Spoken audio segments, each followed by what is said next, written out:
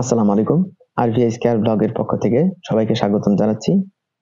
আমি প্রাণী চিকিৎসক মোহাম্মদ সোহেল রানা। বেশ কিছুদিন অসুস্থ থাকার কারণে আমি ভিডিও দিতে পারিনি, কিন্তু আপনাদের অনেক ভালোবাসা পেয়েছি। আপনারা আমার ভিডিও নিয়মিত দেখছেন এবং দেখে যাচ্ছেন পুরাতন ভিডিওগুলো। অনেকে নতুন ভিডিওর জন্য আমার কাছে কমেন্টস করেছেন।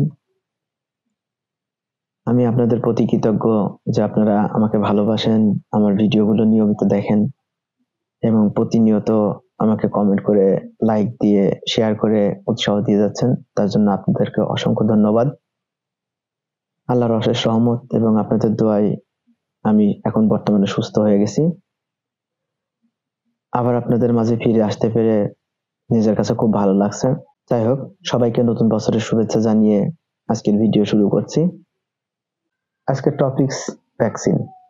আজকের এই ভিডিওতে আমি ভ্যাকসিন সম্পর্কিত সমস্ত তথ্য তুলে ধরার চেষ্টা করব। ভ্যাকসিন নিয়ে কিছু খামারিদের এবং কিছু মানুষের কিছু ভুল ধারণা আছে, সেই সমস্ত ধারণাগুলো দূর করার জন্যই আজকের এপিসোড। আশা করি শুরু থেকে শেষ পর্যন্ত দেখবেন। খবরদার স্কিপ করবেন না, কারণ এই ভিডিওটি আপনাদের জন্য খুবই গুরুত্বপূর্ণ হতে যাচ্ছে।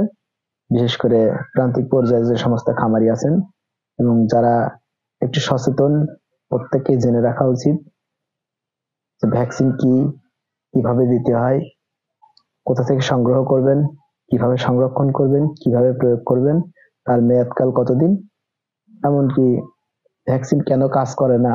অনেকে বলে ভ্যাকসিন দেওয়ার পরে কাজ করে না, ভ্যাকসিন দেওয়ার পরেও রোগ হয়, কিন্তু কেন? এই সমস্ত বিষয় নিয়ে থাকছে আমাদের আজকের ভিডিও।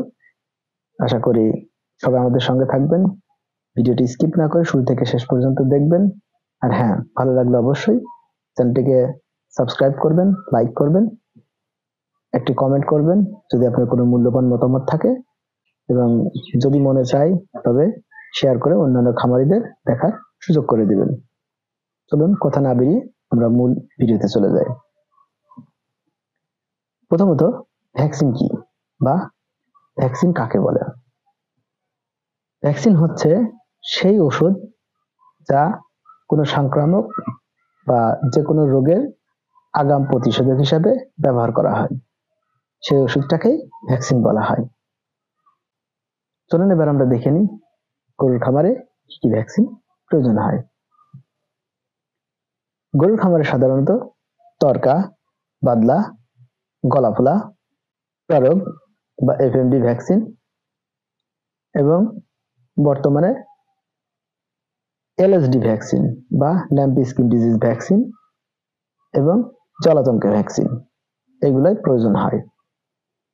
ছাগলের খামারের ক্ষেত্রে এগুলোর পাশাপাশি আর একটা জিনিসের প্রয়োজন হয়, সেটা হচ্ছে পিপিআর ভ্যাকসিন। চলুন এবার আমরা দেখে নিই আমরা ভ্যাকসিন কোথা থেকে সংগ্রহ করব। সরকারি ভ্যাকসিনটা দিতে চান তবে সেক্ষেত্রে পশু হাসপাতালের সঙ্গে নিয়মিত যোগাযোগ রাখতে হবে, খামার রেজিস্ট্রেশন করতে হবে। প্রাণী সম্পদ অধিদপ্তরের অর্থাৎ আপনার নিজস্ব উপজেলায় যে প্রাণী সম্পদ অধিদপ্তর আছে বা পশু হাসপাতাল আছে সেইখানে গিয়ে রেজিস্ট্রেশন করে আসতে হবে, যেটাকে আমরা খামার রেজিস্ট্রেশন বলে থাকি। খামার রেজিস্ট্রেশন করার পরে প্রত্যেকটা সিজনে যে সমস্ত রোগ বালাই হয়, সংক্রামক রোগ, সেই সমস্ত রোগের ভ্যাকসিন আগে থেকেই প্রাণী সম্পদ অধিদপ্তর বা পশু হাসপাতালে চলে আসে। আপনাকে নিয়মিত যোগাযোগ রাখতে হবে এবং সেইখান থেকে ভ্যাকসিন কালেক্ট করতে হবে। এবার চলুন আমরা দেখি যদি সরকারি ভ্যাকসিন আমরা না পাই, সেক্ষেত্রে ভ্যাকসিন আমরা কিভাবে সংগ্রহ করব। যদি আমরা সরকারি ভ্যাকসিন না পাই, তবে সেই ক্ষেত্রে বাংলাদেশে অনেকগুলো কোম্পানি ভ্যাকসিন আমদানি করে থাকেন। সেই সমস্ত কোম্পানির প্রতিনিধিদের সঙ্গে যোগাযোগ করে আপনারা কাঙ্ক্ষিত ভ্যাকসিন সংগ্রহ করতে পারেন। এবার চলুন আমরা দেখে নিই গর্ভাবস্থায় ভ্যাকসিন দিলে কোনো ক্ষতি হবে কিনা। প্রত্যেকটা ভ্যাকসিনই প্রেগন্যান্সি সেফ এবং গর্ভাবস্থায় প্রয়োগ করা যায়। তবে যদি কোনো কোম্পানির ভ্যাকসিন হয়, তবে অবশ্যই ওর যে নির্দেশিকা আছে ওটা অবশ্যই আপনাকে ভালো করে স্টাডি করে দেখতে হবে, সেটা গর্ভাবস্থায় দেওয়া যাবে কিনা।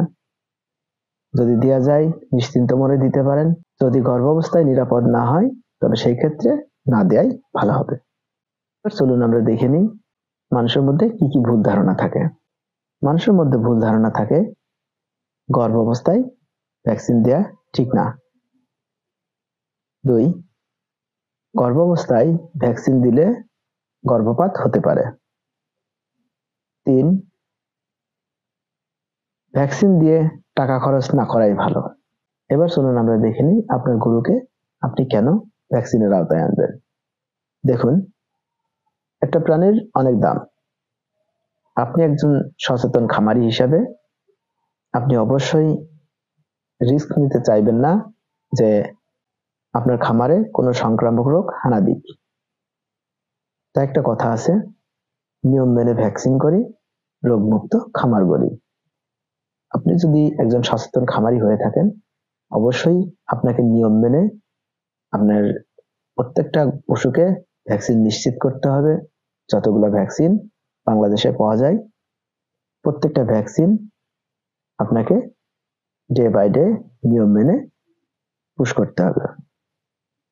এবার চলুন আমরা দেখে নিই এক ভ্যাকসিন দেওয়ার পর আরেক ভ্যাকসিন দেওয়ার জন্য মাঝখানে দূরত্ব হবে কতদিনের, অর্থাৎ কতদিন গ্যাপ দিয়ে আবার আরেকটা ভ্যাকসিন প্রয়োগ করতে হবে।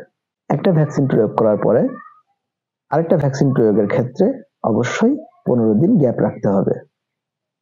15 দিনের আগে কোনোভাবেই আরেকটা ভ্যাকসিন দেওয়া ঠিক হবে না। এবার চলুন আমরা দেখে নিই ভ্যাকসিন দেওয়ার পরেও কেন ওই রোগটি আবার হয়, অর্থাৎ আপনি যে ভ্যাকসিনটি দিয়েছেন সেই ভ্যাকসিন দেওয়ার পরে আবার কেন ওই রোগটি দেখা দেয়। নাম্বার 1, ভ্যাকসিন যদি মেয়াদ উত্তীর্ণ হয় তবে সেই ক্ষেত্রে ওই রোগটি দেখা দিতে পারে। নাম্বার 2, যদি ওই রোগের জীবাণু আগের থেকেই পশুর শরীরে থেকে থাকে তবে সেই ক্ষেত্রে ভ্যাকসিন দেওয়ার পরে পরবর্তীতে 3 থেকে 4 দিনের মাথায় ওই রোগটি দেখা দিতে পারে। নাম্বার 3, যদি সঠিক পদ্ধতিতে সংরক্ষণ না করা হয় বা পরিবহন না করা হয়, অর্থাৎ তাপমাত্রার গরমিলের কারণে ভ্যাকসিন তার কার্যকারিতা হারিয়ে ফেলে, সেই ক্ষেত্রেও ভ্যাকসিন কাজ নাও করতে পারে। 5 নাম্বার, যে মাত্রায় ভ্যাকসিন প্রয়োগ করার কথা যদি সেই মাত্রায় ভ্যাকসিন প্রয়োগ না করা হয় সেক্ষেত্রেও কাজ নাও হতে পারে। 6 নাম্বার, অসুস্থ পশুতে ভ্যাকসিন প্রয়োগ করলে সে ভ্যাকসিন কার্যকর হয় না।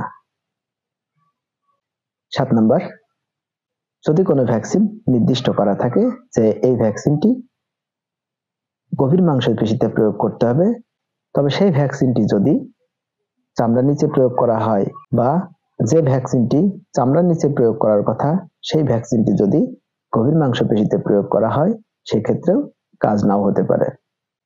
সবশেষে যে কারণে ভ্যাকসিন কাজ করে না সেটি হচ্ছে প্রত্যেকবার ব্যবহারের সময় ভ্যাকসিনটি অবশ্যই ভালোভাবে ঝাঁকিয়ে নিতে হবে এবং ভ্যাকসিন প্রয়োগ করার শুরু থেকে ভাইল শেষ করা পর্যন্ত সর্বোচ্চ 2 ঘন্টার মধ্যে শেষ করতে হবে। অর্থাৎ ভ্যাকসিন খোলা থেকে শুরু করে ভ্যাকসিন প্রয়োগ শেষ করা পর্যন্ত এই 2 ঘন্টার মধ্যে আপনার সমস্ত ভ্যাকসিন শেষ করতে হবে। 2 ঘন্টার বেশি সময় যদি অতিক্রম করে সেক্ষেত্রে ভ্যাকসিন কাজ নাও করতে পারে। থাকবেন সবাই, আল্লাহ হাফেজ।